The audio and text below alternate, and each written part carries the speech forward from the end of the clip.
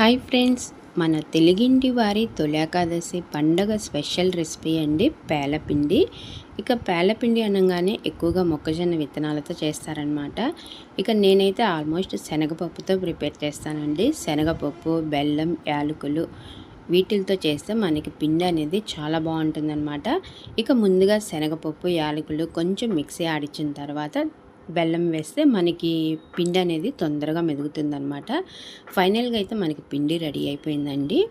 మనము ఎమ్మిటి మిక్సీలో నుంచి బౌల్లోకి వేస్తున్నాం కాబట్టి కొంచెం తడిగా అనిపిస్తుంది. ఆరిన తర్వాత పొడి పొడిగా వచ్చేస్తుంది అనమాట. ఈ పేలపిండి చూడంగానే చిన్ననాటి రోజులైతే గుర్తొస్తున్నాయండి. ఎందుకంటే ఈ పేలపిండి పండగ అనేవాళ్ళనమాట. స్కూల్కి వెళ్ళేటప్పుడు ఈ పిండిని బాక్స్లో వేసుకొని వెళ్ళి తింటూ ఉండేవాళ్ళము. మీరు కూడా చిన్నప్పుడు ఇలాంటి మెమొరీసే ఉండుంటాయి అనుకుంటున్నాను. మరొక్కసారి మనందరికీ తెలుగు వారందరికీ తొలి ఏకాదశి పండగ